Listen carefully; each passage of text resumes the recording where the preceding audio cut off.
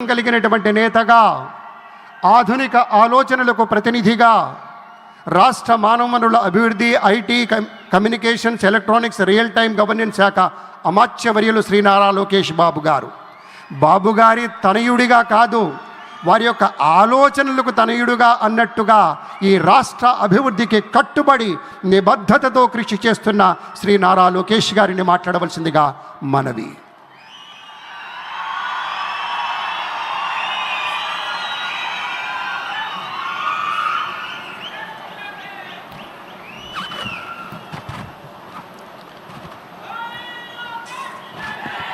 అమరావతి నమో నమః, అమరావతి నమో నమః, అమరావతి నమో నమః. వేదికమైనున్న ఆర్కిటెక్ట్ ఆఫ్ మోడర్న్ భారత్ గౌరవ ప్రధానమంత్రి నరేంద్ర మోడీ గారికి, మన పేదల నాయకుడు గౌరవ ముఖ్యమంత్రి చంద్రబాబు నాయుడు గారికి, నా అన్న గౌరవ ఉప ముఖ్యమంత్రి పవన్ అన్నకి, వేదికమైనున్న ఇతర గౌరవ పెద్దలకు, ప్రాణాలు సైతం లెక్క చేయకుండా అమరావతి కోసం పోరాడిన రైతులకు, ప్రజలకు నా హృదయపూర్వక నమస్కారాలు. ముందుగా పహల్గాం ఉగ్రవాద దాడిలో చనిపోయిన వారికి నేను నివాళులర్పిస్తున్నా. ఉగ్రవాదుల దాడిలో చనిపోయిన వారి కుటుంబానికి దేశం మొత్తం అండగా నిలబడుతుంది. పాకిస్తాన్ గీత దాటింది, అమాయకుల్ని చంపింది, చాలా పెద్ద తప్పు చేసింది. ఒక్క పాకిస్తాన్ కాదు, 100 పాకిస్తాన్లు వచ్చినా భారతదేశం నేలపై మొలిచిన గడ్డి కూడా పీకలేరు. 100 పాకిస్తాన్లకు సమాధానం చెప్పే ఒక్క మిసైల్ మన దగ్గర ఉంది. ఆ మిసైల్ ఏంటో తెలుసా? నమో గౌరవ ప్రధానమంత్రి నరేంద్ర మోడీ గారు. సింహం ముందల ఆటలు ఆడకూడదు, ఆడితే ఏమవుతుంది? మన సింహం నమో కొట్టే దెబ్బకి వరల్డ్ మ్యాప్లోనే పాకిస్తాన్ అని మిస్సింగ్ రావటం ఖాయం. ఈరోజు పాకిస్తాన్ ఆర్మీలో పనిచేసేవారు కొంతమంది రాజీనామా చేశారు, కొంతమంది సెలవులు పెట్టిపోయారు. దట్ ఈస్ మన నమో. నమో కొట్టే దెబ్బకి పాకిస్తాన్ దిమ్మ తిరుగుతాం ఖాయం. ఈరోజు నేను గర్వంగా చెప్పగలుగుతున్నా, ఎంటైర్ నేషన్ స్టాండ్స్ విత్ మన నమో. కేంద్రం ఈరోజు కులగణన చేయాలన్న నిర్ణయం తీసుకుంది. ఇది ఒక నిర్ణయం కాదు, ఇది ఒక సంచలనం. Wear others hesitated for decades, Namo acted, rewriting history with courage. True to his commitment to empower the marginalized and deprived, Namo's bold stroke will deliver social justice in its truest form. నమో గారికి ఆంధ్రప్రదేశ్ అన్న, అమరావతి అన్న ఎంతో ప్రేమ. ఇప్పుడు ఆయన ఢిల్లీలో ఎంత బిజీగా ఉన్నారో మనందరూ తెలుసు. ఆయన ఈ కార్యక్రమానికి వచ్చారు. 2024 ఎన్నికల్లో ప్రజలు ఎన్డీఏ ప్రభుత్వానికి 94 సీట్లు గెలిపించారు. అందుకే మన ప్రధాని నమో గారు ఆంధ్రప్రదేశ్ కోరిన అన్ని కోరికలు తీరుస్తున్నారు. మొన్నే విశాఖపట్నానికి వచ్చి railway zone, NTPC green project, Nakkapalli bulk drug పార్క్కి నిధులు కేటాయించారు. ఏకంగా విశాఖపట్నం ఉక్కు ఫ్యాక్టరీని కాపాడారు.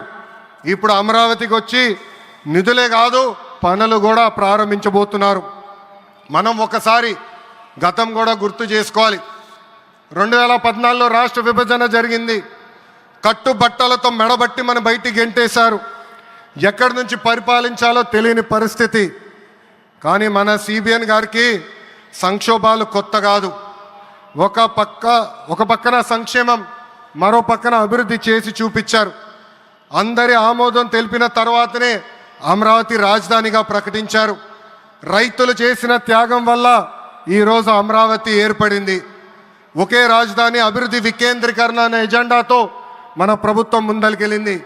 రాయలసీమను ఎలక్ట్రానిక్స్, ఆటోమోటివ్, రెన్యూవబుల్ ఎనర్జీ హబ్గా తయారు చేశాం. గోదావరి జిల్లాలో ఆక్వాని పెద్ద ఎత్తున ప్రోత్సహించాం. ఉత్తరాంధ్రలో ఐటీ, ఫార్మా కంపెనీలు కూడా ఆనాడు మనం తీసుకొచ్చాం. కానీ 2019 నుంచి 24 వరకు విధ్వంస పాలన మనం చూసాం. మన సిబిఎన్పై ఉన్న వ్యక్తిగత కక్షతో అమరావతిని చంపేయాలని చూశారు. ఒక్క ఇటుక కూడా పెట్టకుండా 3 రాజధానులంటూ 5 సంవత్సరాలు గడిపేశారు. 8 ఏళ్ల పిల్లోడి దగ్గర నుంచి 80 సంవత్సరాల వృద్ధుడి వరకు జై అమరావతి అంటూ జెండా బతుకుని రోడ్డు పైకి వచ్చి ధర్నాలు చేస్తాం, పోరాటాలు చేస్తాం, మనందరం చూసాం. జై అమరావతి అన్నందుకు రైతులకి సంఖ్యలు వేశారు. జై అమరావతి అన్నందుకు మహిళా రైతుల్ని పోలీస్ బూటులతో తన్నిచ్చారు. జై అమరావతి అన్నందుకు రైతుల్ని ఏకంగా పెయిడ్ ఆర్టిస్టులు అన్నారు. ఎన్ని అరాచకాలు చేసినా అమరావతి రైతులు తగ్గేదే లేదన్నారు. 1631 రోజుల పాటు అమరావతి ఉద్యమం కొనసాగింది. 2070 మంది రైతులు చనిపోయారు. సుమారుగా 3000 మంది రైతుల పైన ఆనాటి ప్రభుత్వం దొంగ కేసులు పెట్టింది. ఎన్ని కుట్రలు చేసినా జై అమరావతి అన్న నినాదం ఆపలేకపోయారు. అయినా ఆపేదానికి పీకేదానికి అమరావతి ఎవరో ఇంట్లో పెంచుకున్న మొక్క కాదు, జనం గుండెల్లో దాచుకున్న ప్రజా రాజధాని. అమరావతికి శంకుస్థాపన చేసింది ఎవరు? మన నమో శంకుస్థాపన చేసిన అమరావతి ఆపే దమ్ము ఎవరికి లేదు. 1631 రోజుల పాటు పోరాడి అమరావతిని నిలబెట్టిన రైతులకి నేను ఈరోజు శిరస్సు వంచి నమస్కరిస్తున్నాను. ప్రధాని నమో గారి చేతి మీదుగా అమరావతి పనులు తిరిగి ప్రారంభం అవుతున్నాయి. ఇంకా అమరావతి అన్స్టాపబుల్. అభివృద్ధి వికేంద్రీకరణ అంతే స్పీడ్గా జరిగిపోతుంది. Polavaram, Visakha steel plant, Bhogapuram airport, Prakasam జిల్లాలో CBG plant, Kurnool high court bench, ఇలా అన్ని కార్యక్రమాలు జెట్ స్పీడ్తో జరుగుతాయి. ప్రజాప్రభుత్వం ఏర్పడిన 10 నెలల్లోనే 8 లక్షల కోట్ల పెట్టుబడితో వాటి ద్వారా 5 లక్షల మందికి ఉద్యోగాల అవకాశాలు కల్పించడానికి అనేక నిర్ణయాలు మేము తీసుకున్నాం, ఒప్పందాలు కుదిరించుకున్నాం. అంతేకాదు 16,347 పోస్టులతో మెగా డిఎస్సి నోటిఫికేషన్ కూడా ఇచ్చాం. 5 ఏళ్ళలో ప్రైవేట్ రంగంలో 20 లక్షల ఉద్యోగాలు కల్పించాలని ఒకే ఒక లక్ష్యంతో ఈ ప్రజాప్రభుత్వం పనిచేస్తుంది. ఆంధ్రప్రదేశ్లో ఇప్పుడు డబుల్ ఇంజిన్ సర్కార్ ఉంది. 2 పవర్ఫుల్ ఇంజిన్లు.